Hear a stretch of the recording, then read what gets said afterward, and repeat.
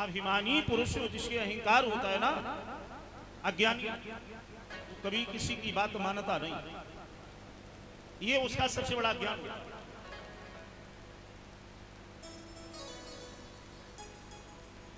कामदेव को लेकर के देवर्षि नारद कहां पहुंचे? ब्रजमंडल में, जहां ब्रज में भगवान कृष्ण बैठे थे। कृष्ण को जाकर के देवर्षि नारद ने प्रणाम किया।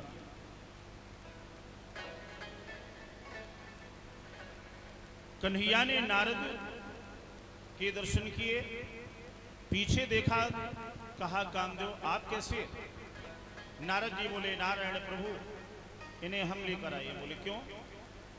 बोले ये कह रहे हैं कि सबसे बड़े योगीश्वर ब्रह्मचारी हम हैं, मेरे माथे पर विष्णु जी का तिलक कर दो। मैंने ये कहा कि सबसे बड़े कृष्ण हैं, सो हम आपके पास इसको लड़ाने के लिए लाए। भगवान श्याम सुंदर थोड़े से मुस्कुराने बोले नारद तुम्हारा काम ही क्या है? केवल लड़ाने का ही काम जानते हो ना? बोले प्रभु आपसे युद्ध होगा। बोले युद्ध होगा? पहले ये कामदेव हमें ये बताएं कि इन्हें कैसा युद्ध पसंद है। ध्यान देना, मन से सुनना, आनंद आएगा। बोले ये कैसा युद्ध चाहते हैं? नारद जी बोले पहले आप ये बताओ कि युद्ध की अलग अलग व्याख्याएं बताओ कि कितने तरह के युद्ध हैं। बोले मुख्यतः 2 तरह का युद्ध है मेरे पास। नंबर 1 घेरेबंदी का युद्ध और नंबर 2 है किलेबंदी का युद्ध। कामदेव ये घेरेबंदी का युद्ध करेगा या किलाबंदी का?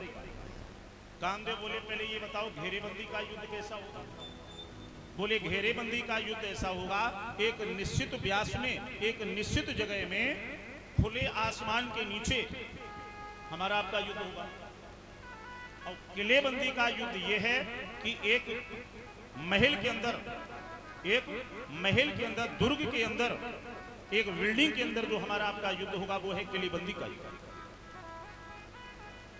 कामदेव बोले हम घेरेबंदी का युद्ध करेंगे। बोले कैसा? बोले घेरेबंदी का युद्ध खुले आकाश के बीच, जहां सुंदर सुंदर वृक्ष होंगे, हैं, लताएं होंगी, सुंदर मंद सुगंध वायु प्रवाहित होगी, तो खुले आकाश के मध्य हम युद्ध करेंगे। कन्हैया बोले सबसे अच्छी इसके लिए जगह है वृंदावन के निधिवन में। कहां? वृंदावन के निधिवन में। बहुत सुंदर छोटे छोटे युद्ध हैं, लड़ने में हमें आपको दिक्कत भी नहीं होगी। बड़ा सुंदर वातावरण है, मंद सुगंध वायु प्रवाहित रहती है, यमुना जी का किनारा है, तो इससे अच्छी जगह कोई। वृंदावन में कितने भक्त गए? हाथ उठाओ जरा। वृंदावन जो गए और निधिवन के दर्शन किए हो, जहाँ कन्हैया ने रासलीला रचाया। बहुत सुंदर छोटे छोटे वृक्ष हैं। ऐसी मान्यता है कि ये सब गोप गोपियां थे, वही वृक्ष बन गए, है ना? उसके बीच में एक छोटा सा मंदिर है, रोज उसमें 16 श्रृंगार वगैरह राधा रानी का रखा जाता है, राधा कृष्ण की शेष सजती है, सुबह देखा जाता है तो सारा श्रृंगार बिखरा पड़ा है। आज भी ये मान्यता है कि शरद पूर्णमासी को, शरद पूर्णमासी की रात में वहां रासलीला होता है, क्योंकि शाम को कूड़ा करकट पड़ा होता, सुबह जब देखा जाता तो ऐसा लगता किसी ने झाड़ू लगाया। और इधर उधर जो लोग रहते हैं तो उनको ऐसा भास होता है कि आज भी रात में नाचने की नूपुरों की आवाज आती है। हरि इच्छा प्रभु। बोले भक्त और भगवान की। तो कहा कि खुले आकाश के मध्य निधिवन में हमारा आपका युद्ध होगा। बोले ठीक है। कामदेव ने कहा चलिए। बोले चलो। चलकर के भगवान कृष्ण द्वापर में कृष्ण कामदेव को लेकर के वृंदावन के निधिवन में आते हैं। कामदेव बोले कन्हैया, आप तो ये कह रहे थे कि हम ब्रजमंडल की बहुत सी जो है स्त्रियों को लेकर, गोपियों को लेकर के चलेंगे, लेकिन आप तो अकेले आए हो, युद्ध कैसे होगा? कन्हैया बोले कामदेव, मैं अकेला जरूर आया हूं, लेकिन मेरी ये जो वंशी है ना मुरली, इस मुरली से हम जिसका नाम लेंगे वो सारे ब्रजमंडल की अभी जो है यहाँ पर स्त्रियां गोपियां दौड़ती हुई आ रही हैं। बोले तो बुलाओ। भगवान कन्हैया ने आज अपने होठों पर वंशी को रखा और बजाना प्रारंभ किया। तो इतनी मधुर मीठी वंशी बजी है, इतनी मधुर मीठी बजी है कि तीनों लोग वंशी के ध्वन से आज रसिक मोहित थे।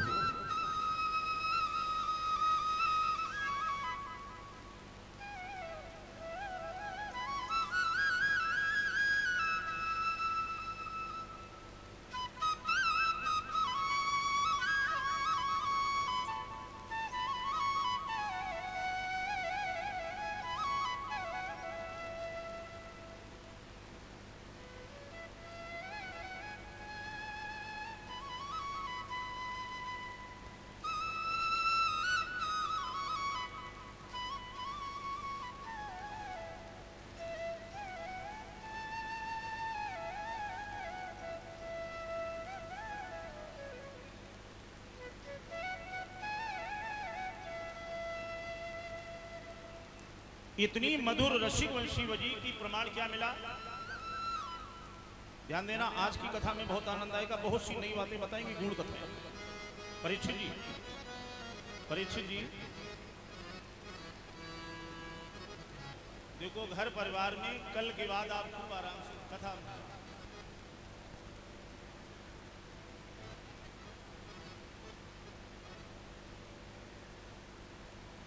अच्छा, दूसरे लोग पिंच कर रहे हैं कि बे आए हैं।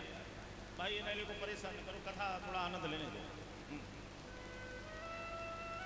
बोले भक्त और भगवान की कितनी मधुर वंशी बजी, इतनी रसिक वंशी बजी है कि ये प्रमाण मिला कि वृंदावन में, निधिवन में, द्वापर में जब कृष्ण ने वंशी बजाई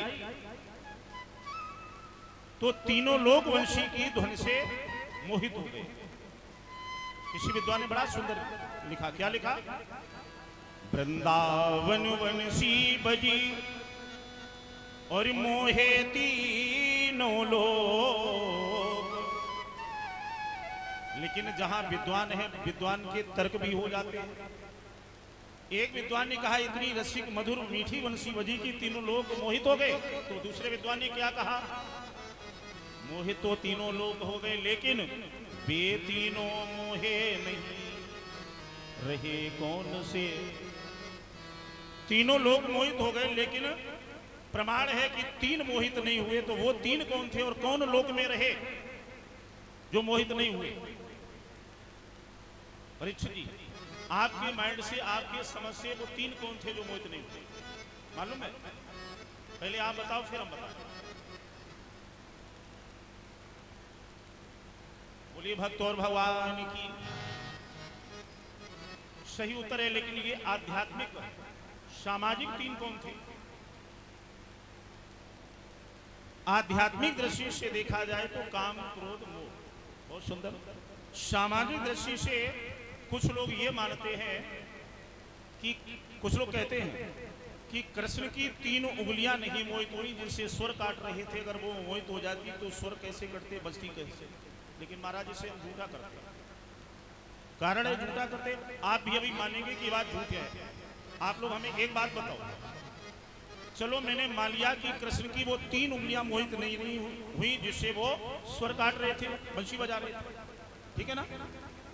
केवल तीन उंगलियां मोहित नहीं हुई, बाकी पूरा शरीर कन्हैया का मोहित हो गया। अगर पूरा शरीर कन्हैया का मोहित हो गया है तो बंसी में हवा कहां से गई? ध्यान देना भाई, शरीर मोहित हो गया, और जब मोहित हो गया तो हवा फूंकेगा कौन? यानी मुंह चलना तो बंद हो गया। अब हवा अगर जाएगी नहीं तो आवाज निकलेगी नहीं, उंगलियां चलती रहें, उंगलियों का काम केवल स्वर काटना है, लेकिन अगर हवा नहीं जाएगी तो आवाज निकलेगी नहीं। इससे सिद्ध है कि ये बात झूठ है, पहली बात। दूसरी बात, अगर आप ये कहें कि महाराज जी हमारे इन तीन उंगलियों में फीवर नहीं है और पूरे शरीर में, पूरे बॉडी में बुखार है, तो हम ये मानेंगे नहीं। या तो ये तीन उंगलियां आपकी शरीर से अलग हैं, डिस्कनेक्ट, और या फिर ये तीन उंगलियां आपकी पत्थर या लोहे की हैं जो पूरा शरीर कन्हैया का मोहित हो गया, केवल तीन उंगलियां नहीं मोहित, तो इसका मतलब है या तो वो उंगलियां पत्थर की या लोहे की हैं, या वो उंगलियां शरीर से अलग हैं। तो ये अर्थ गलत है। पहले प्रश्न को गौर से समझो। वृंदावन वंशी बजी मोहे तीनों लोग वे, यहां की बात नहीं हो रही, वे तीनों मोहे नहीं रहे कौन से? यहां कृष्ण के मोहित होने ना होने की बात नहीं है। कर्ता ने क्रिया को कर्म से, जो बड़े लिखे लोग हैं, कर्ता ने क्रिया को कर्म से, यहां कर्ता कौन है? कृष्ण। क्रिया क्या है? वंशी का बजना। तो यहां कर्ता और क्रिया की तो कोई बात ही नहीं, वे यानी किसी थर्ड पर्सन की बात हो रही है। कौन नहीं मोहित हुआ? कुछ लोग कहते हैं कि तीन कंस और कंस की दो रानियां अस्थि प्राप्ति, ये मोहित नहीं हुई। लेकिन महाराज जब तीन लोक का प्रमाण है कि तीन लोक मोहित हो गए, तो कंस और कंस की रानियां का तीनों लोकों से अलग थे? अरे वो भी तो मृतलोक में है, तो ये भी प्रश्न है। सामाजिक जो नहीं मोहित हुए हैं उनके हमें दो अर्थ मिले। पहला अर्थ क्या मिला है? नंबर एक, कौन नहीं मोहित हुआ? महाराज मुचकुंद वो कहां सो रहे थे? धौलागिर पर्वत की कंदरा में। देवता दैत्यों का जब युद्ध हो रहा था, मुचकुंद कौन थे? मानधाता के सबसे बड़े बेटा। तो दैत्य देवासुर संग्राम में दैत्यों ने जब देवताओं को पराजित कर दिया तो देवता पहुंचे मानधाता से, कहा कि मुझे अपना बलशाली पुत्र मुचकुंद युद्ध करने को दो, नहीं तो दैत्य हमें पराजित कर दिया। मानधाता ने कहा जाओ मेरे बलशाली पुत्र मुचकुंद को ले आओ। मुचकुंद आए, देवताओं की तरफ से जब युद्ध किया दैत्यों से तो देवताओं को विजय दिलाई। लड़ते लड़ते मुचकुंद थक चुके थे। कहा देवताओं, हम इच्छा मेरी है कि थकावट हो गई, हम थोड़ा सोना चाहते हैं। देवताओं ने कहा जाओ धौलागिर पर्वत की कंदरा में सो जाओ, मेरा वरदान है कि इतनी गहरी निद्रा में सो जाओ तुम्हारी थकावट उतर जाए कि तुम्हारी नींद ही नहीं टूटेगी, और अगर तुम्हें कोई नींद से जगाएगा तो मेरा ये श्राप है कि वो तुम्हारे नेत्रों के प्रचंड तेज से जलकर भस्म हो जाए। यही श्राप के कारण है, कल आप कथा में सुनेंगे, जब भगवान कृष्ण का युद्ध होगा किससे? जरासंध से। तो भगवान कृष्ण युद्ध छोड़ करके यहाँ रणछोड़ भगवान कृष्ण का नाम पड़ेगा। आगे आगे कन्हैया जाएंगे, पीछे जरासंध मारने के लिए कालेवन को लेकर। तो जाकर के कन्हैया उसी मुचकुंद के कंदरा में घुसेंगे धौलागिर पर्वत में, जहाँ पीताम्बर उड़े मुचकुंद सो रहे थे। कृष्ण ने जाकर पीताम्बर डाल दिया, कृष्ण अंदर छुप जाएंगे और अंदर पहुंचेगा कौन? कालेवन। कालेवन सोचेगा ये तो कृष्ण का पीताम्बर है, इसका मतलब यही कन्हैया है, ये ढोंग बनाकर सो रहा है। तो पैर का प्रहार करेगा मुचकुंद के, और मुचकुंद जैसे ही जगेंगे तो देवताओं के श्राप के कारण उनके नेत्र के प्रचंड तेज से जलकर कालेवन भस्म होगा। तो नंबर एक, देवताओं के कहने से जो योग निद्रा में वहां मुचकुंद सो रहे थे, उन्हें मालूम ही नहीं है, क्योंकि योग निद्रा में है, उन्हें मालूम ही नहीं है कि कहां पर क्या हो रहा है तीन लोगों में। वो तो योग निद्रा में सो, तो वो मोहित नहीं हुए। नंबर दो, राजा नृग जो गिरगिट बने हुए, गिरगिट माने कैटूरा बने हुए, वृंदावन के उस अंधे कुएं में पड़े हैं, उनका ध्यान तीनों लोकों में नहीं था, उनका ध्यान केवल कहाँ था? ब्रह्म के चरणों में, कि कब ब्रह्म के चरणों की रज हमें मिले और कब गिरगिटी होने से हमें, है ना? तो वो मोहित नहीं हुए। नंबर तीन, ऐसा भी किसी विद्वान ने लिखा है कि शेष नाग जिसके फड़ पर पृथ्वी है, अगर ये मोहित हो जाता तो फड़ हिलने लगता और ये पृथ्वी रसातल को चली जाती। तो पहला एक ये। दूसरा एक अर्थ और है कि हमारे हिंदू सनातन धर्म में कितने युग हैं? 4 युग हैं, सतयुग, त्रेता, द्वापर और कलयुग। उस समय कौन युग था जब कृष्ण बंसी बजाई? केवल द्वापर। न तो सतयुग है, न त्रेता है और न कलयुग। तो जब उस समय सतयुग, त्रेता और कलयुग ये 3 युग हैं ही नहीं, केवल द्वापर है, तो जब ये 3 युग हैं ही नहीं तो मोहित क्या हो जाते? अर्थात ये 3 युग नहीं मोहित। तो हमने दोनों अर्थ आपको दे दिए। पहले वाला ये जो आप मुझे समझे वही ले, क्योंकि हरि अनंत हरि कथा अनंता है, और कहीं सुनहि गावहि बहु। हरि अनंत है, प्रभु की कथाएं भी अनंत हैं, उनकी लीला का किसने पार नहीं पाया है। जहाँ तक विद्वानों का मत है पहुँचने का, कहाँ तक पहुँचते। बोले भक्त और भगवान की। काफी समय हो गई, आप लोग सुस्त हैं। हमने देखा है पीछे हमारे भैया लोग, एक आध इधर माताएं लोग हैं, कथा कैसे सुनी जा रही पता है? हमारे घर देखो ऐसी आंखें बंद हो जाती है, फिर ध्यान आ जाते।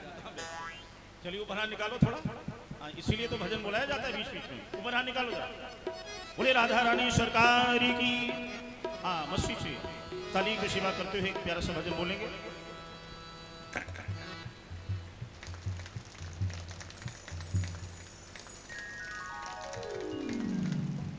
अब जो धीरे धीरे थोड़ा समुद्र हो जाता है,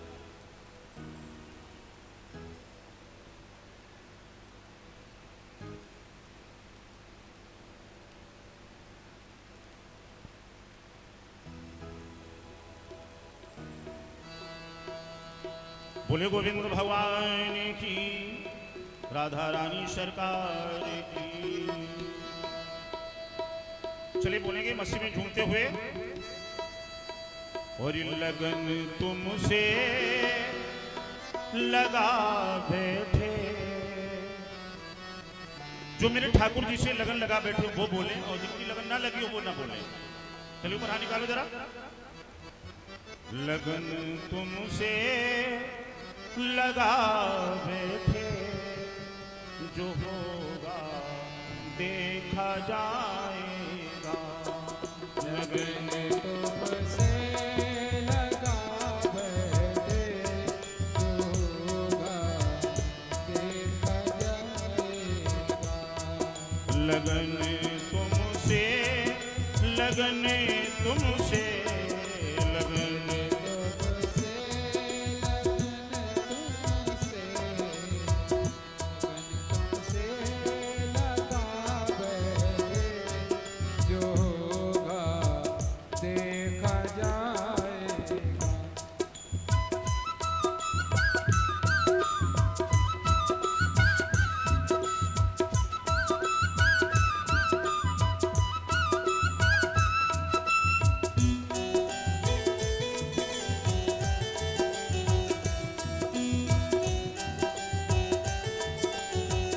ऊपर हाथ निकालो जरा। तुम्हें अपना, तुम्हें अपना, तुम्हें अपना बना बैठे, जो होगा देखा जाएगा। तुम्हें अपना बना बैठे, जो होगा देखा जाएगा। श्री राधे।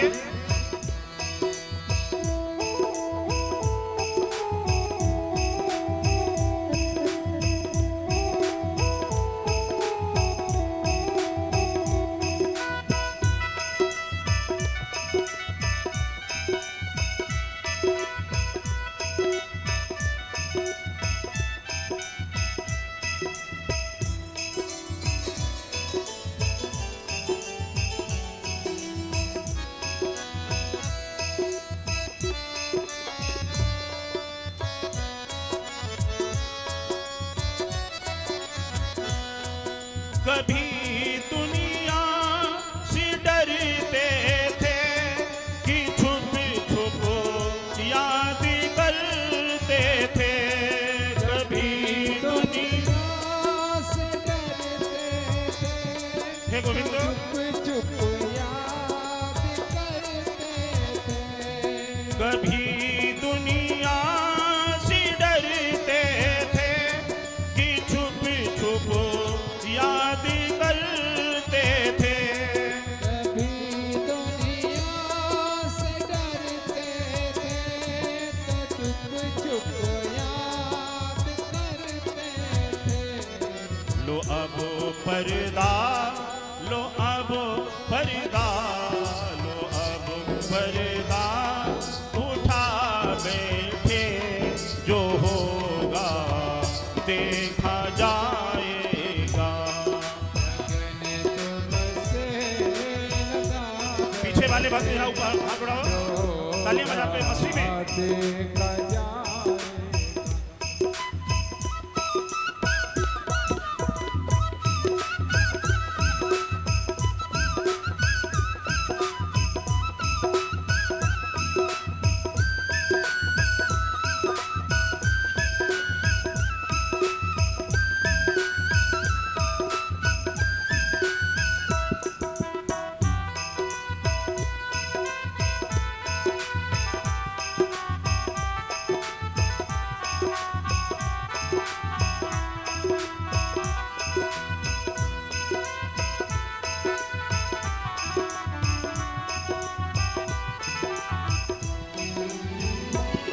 कभी ये ख्याल था दुनिया हमें बदनाम कर देगी। कभी ये ख्याल था दुनिया हमें बदनाम कर देगी। कभी ये ख्याल था दुनिया हमें बदनाम बदनाम कर देगी। श्री राधे।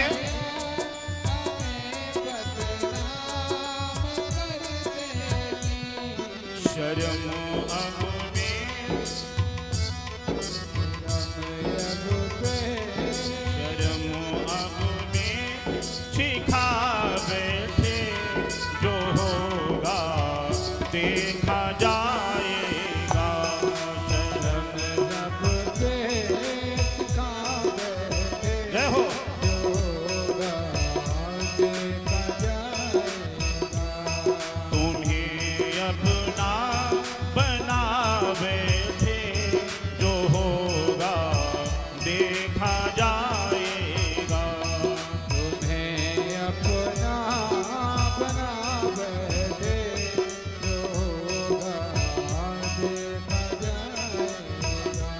राधे।